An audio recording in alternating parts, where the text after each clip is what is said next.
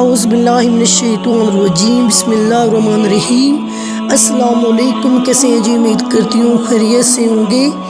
ایک صحابی رسول جو سرکار دو عالم نور مجسم شہنشاہ مدینہ سرکار دو عالم کے دور کے اندر ابھی اس نے کلمہ نہیں پڑھا تھا، بہت ہی حسین و جمیل تھا۔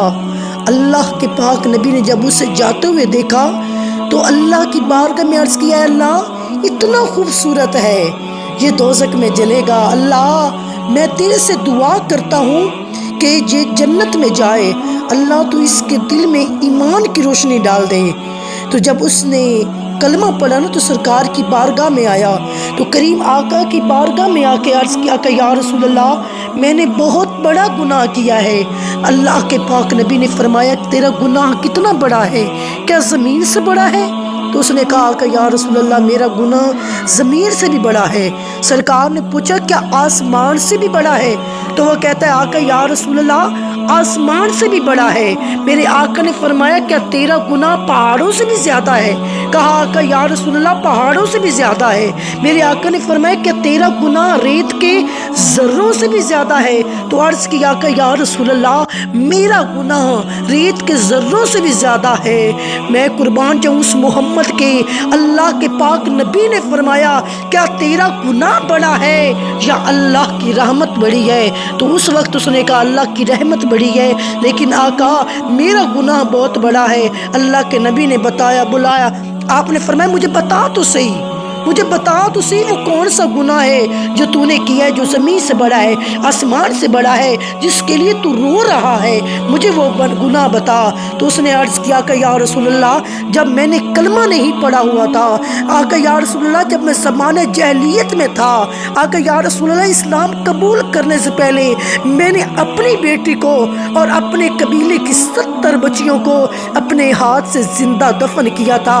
آقا یا رسول اللہ جب میں نے شادی کی تو پھر پردیس چلا گیا، جب واپس آیا ایک چھوٹی سی بچی نے دروازہ کھولا تو میں نے پوچھا بیٹا تو کون ہے؟ تو وہ کہتی میں تیری بیٹی ہوں۔ تو اس بچی کو میں نے ساتھ لیا، پہلے میرے دل میں محبت آئی، اس کی پیار آیا، پھر خیال آیا کہ میں نے اپنے قبیلے کی 70 بچیوں کو اپنے ہاتھ سے دفن کیا ہے، تو میں کیسے اس کو دفن نہ کروں؟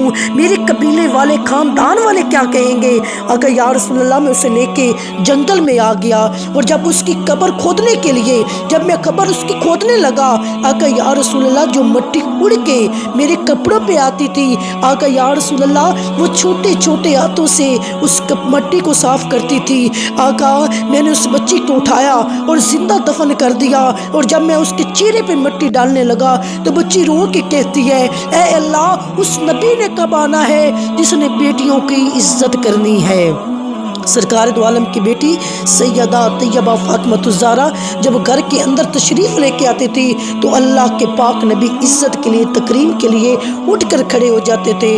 تو بچی نے جب یہ بات کی، باپ نے چہرے پہ مٹی ڈال دی، اور جب نبی کے سامنے اس بات کو بیان کیا، اس واقعے کو بیان کیا، تو میرے آقا کی آنکھوں میں آنسو آ گئے اور چہرہ سرخ ہو گیا۔ حدیث پاک میں آتا ہے جیسے انار کے دانے سرخ ہوتے ہیں، اس طرح سرکار کا چہرہ سرخ ہو گیا۔ میرے آقا نے فرمایا جا، میں نے تجھے معاف کر دیا، تو نے توبہ کیا، اللہ بھی تجھے معاف کر دے گا، لیکن میرے سامنے نہ آنا، جو گناہ تم نے کیا ہے، تم نے اپنی بیٹی کو، جس بیٹی کو اللہ نے رحمت بنا کے بیچا ہے، جس بیٹی کی تعظیم کے لیے میں کھڑا ہو جاتا ہوں، تو نے اس بیٹی کو زندہ دفن کر دیا ہے۔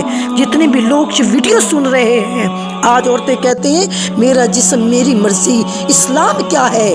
آج میں بتاتی ہوں اسلام یہ ہے کہ جب بیٹیوں کو زندہ دفن کیا جاتا تھا، جب ماؤں کے ساتھ نکاح کیا جاتا تھا، اس وقت کریم آقا نے اپنی بیٹی کے لیے اٹھ کے لوگوں کو بتا دیا، لوگوں بیٹی زحمت نہیں رحمت بن کے آئی ہے۔ اور اگر عورت کو، بیٹی کو، ماں کو، بیوی کو، بہن کو عزت ملی ہے، مقام ملا ہے معاشرے کے اندر، تو سرکار دو عالم نور مجسم شہنشاہ مدینہ کی وجہ سے ملا ہے۔